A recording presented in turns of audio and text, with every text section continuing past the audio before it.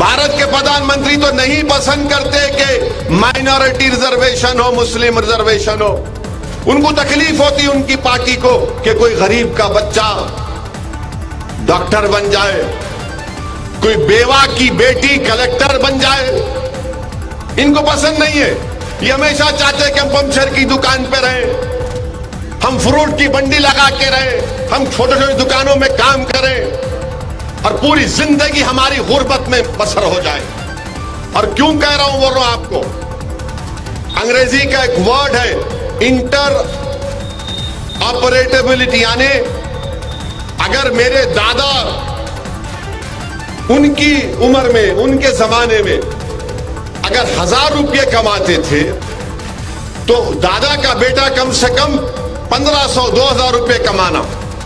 तो ये जो डेवलपमेंट हुआ है हमारे मुल्क में, दलित आदिवासियों का डेवलपमेंट हुआ। अगर कोई दलित के वालिद दादा उनके 1000 रुपये कमाते थे तो आज उनका पोता 2000 रुपये कमा रहा है। मगर अगर किसी का पोता आधा से कम कमा रहा है तो भारत का मुसलमान, ये डेटा है, उसका डेटा है, इसमें कोई इनकार नहीं कर सकता। अगर कोई कर रहा है तो बोलो, मैं तैयार हूं तुम्हारे साथ डिबेट करने को, मगर इस पर बात नहीं करेंगे। और कर्नाटका के अल्पसंख्यक समाज मुसलमानों को जो बीजेपी ने रिजर्वेशन निकाला और अमित शाह जो कलेजा फाड़ फाड़ कर बोल रहे हैं रिलीजन पे नहीं मिल सकता, अमित शाह साहब क्यों झूठ बोलते आप? कर्नाटका के मुस्लिम्स को रिजर्वेशन उनके सोशल एजुकेशनल बैकवर्डनेस के ऊपर दिया जा रहा है और उसका इंपेरिकल डेटा है, रिपोर्ट है। जब देवेगौड़ा साहब चीफ मिनिस्टर थे ये एक झूठ बोली थे। अब कांग्रेस पार्टी इस पर भी नहीं बोलती। नहीं, हम बोल दिए ना, आए तो करेंगे। अरे आए तो नहीं, तुम आइडियोलॉजिकली बीजेपी के खिलाफ है या नहीं, बोलो हमको। तीसरी बात, मैं शुरू से आपसे कह रहा था कि ये जो कांग्रेसी बोलते ना, हमेशा झूठ बोलते। बजरंग दल पे बैन लगाएंगे बोले थे ना, बोले ना, आप देखे ना, पूरे मीडिया में आया, बोले ना। अब क्या हो रहा? कल वीरप्पा मोइली बोल दी हम नहीं करते बैन, हमारे को ताल्लुक ही नहीं है, हमारे को पावर ही नहीं है। आज जगदीश शेट्टर साहब जो कर्नाटका के एक सीएम है, उन्होंने बोले नहीं नहीं, बजरंग दल पे कोई बैन नहीं। जब ये बात आई तो कांग्रेस के जितने चमचे थे, इनके चमचे ताली ताली ताली, हो गया हो गया। मेरे को फोन करके बोले, मेला बाबू ऐसे तुम्हारी पार्टी की बातें बहुत सुना मैं, तुम लोग बोलते ज्यादा करते कुछ भी नहीं, तुम बर्बादी का काम करने में माहिर हो। अब जो लोग आकर हमारे पास बोल रहे थे कांग्रेस की सपोर्ट है, वो देखो ऐसा करने वाले हम लोग, ऐसा करने वाले हैं। तो मेरे से कई लोग बोले ऐसा हो रहा, कांग्रेस वापिस आ रही, ऐसा हो रहा, क्या की बोले। मैं बोला एक बात सुनो, अगर तुम मेरे से आके पूछेंगे तो मैं बोलूंगा पहले शादी होना, शादी होने के बाद औलाद हुई तो बोल सकते बेटा है या बेटी, उसका नाम रखते। अभी से तुम बोल रहे ऐसा होगा तो ये नाम रख दूंगा, मेरा अभी वोट टाइम है, वोट टाइम है अभी। तो कांग्रेस पार्टी का मामला यही है और कांग्रेस पार्टी के साथ बहुत से लोग भी हैं। मैं उन लोगों से बड़ी अदब के दायरे में अपील कर रहा हूं, आप जो कांग्रेस की आप सपोर्ट कर रहे हैं, वो आप पुरानी सियासत को सामने रखकर सपोर्ट कर रहे हैं। भारत की पॉलिटिक्स 2014 के बाद 90 डिग्री बदल चुकी है। जो लोग आज कांग्रेस की सपोर्ट कर रहे हैं, मैं बड़ी अदब से उनसे कह रहा हूं कि आप 1970, 80, 90, 2000 की सियासत को सामने रखकर फैसला ले रहे हैं।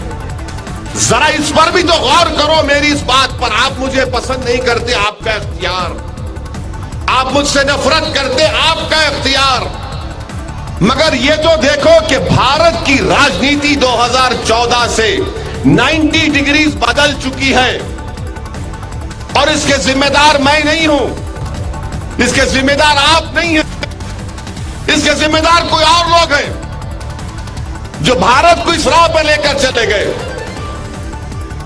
अब आप बताइए, इसीलिए मैं कह रहा हूं कि आज आपको मुत्तहिदा तौर पर अपने एक पार्टी के कैंडिडेट को कामयाब करना है।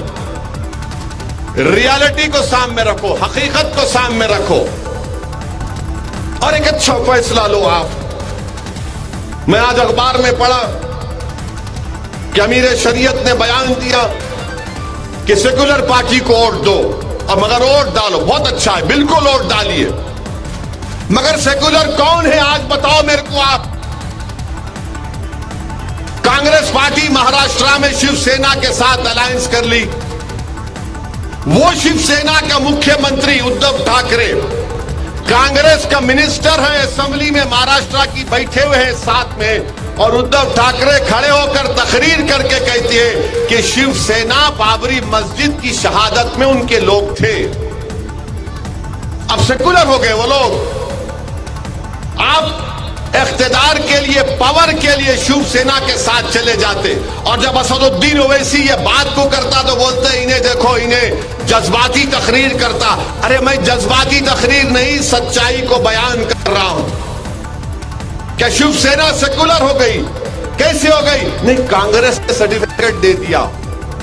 क्या कांग्रेस के लोग आप देखते होंगे कि कोर्ट होता है, कोर्ट के बाहर लोग एक टेबल बेंच डाल के बैठते, नोटरी कराना है, एफिडेविट लिखाना है। क्या कांग्रेस पार्टी वो हो गई कि जिसको तुम सर्टिफिकेट दियो ने सेकुलर, जिसको नहीं दियो ने कम्युनल? ये आपका हाल हो चुका है।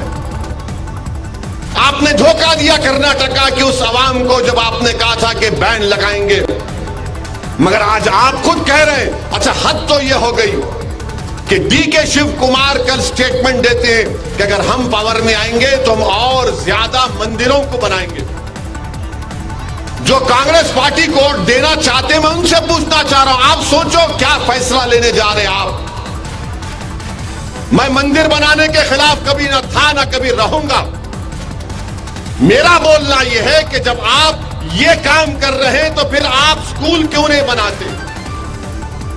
अब आज कर्नाटका में 92% जो गवर्नमेंट स्कूल को बच्चे जाते, 3rd क्लास के बच्चे 2nd क्लास की किताब नहीं पढ़ सकते। स्टैंडर्ड को इंप्रूव करो। गवर्नमेंट स्कूल में बच्चों को उनकी रिक्वायर्ड डाइट खाना नहीं मिलती, उसकी बात करो। कांग्रेस पार्टी मंदिर बनाने की बात कर रहे हैं, तो मैं कह रहा हूं कि हुबली में एक सादात की दरगाह को तोड़ दिया गया, मस्जिद को आधा शहीद कर दिया गया। बनाओ ना, फिर आप उसकी भी बात करो। आप नहीं बात करेंगे? नहीं, थाली मारने के लिए नहीं बोल रहा हूं, सोचने के लिए। मैं तुम्हारे थालियों का मोहताज नहीं हूं, मैं तुम्हारे दुआओं का मोहताज हूं। उसकी बात नहीं करेंगे आप। पर डीके शिव कुमार को बोलना चाहिए था ना कि हम चर्च भी बनाएंगे, मस्जिद भी बनाएंगे, स्कूल भी बनाएंगे, मगर नहीं। कांग्रेस पार्टी का ऑफिशियल पॉलिसी यह है, ये डीके शिव कुमार बोले। यही बात से मुझे तकलीफ होती है। अगर ये पूछा जाए भाई क्यों नहीं बोले,